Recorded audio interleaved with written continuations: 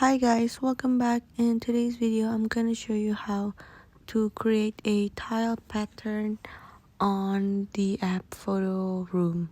So first you choose the image and then you can tap on the person or from the layer.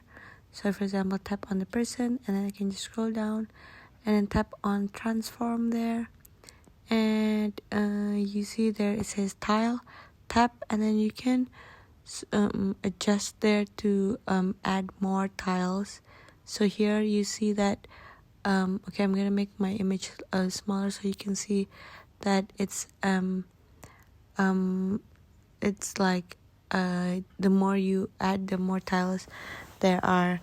And that's it for today. I hope this video is useful and thank you for watching.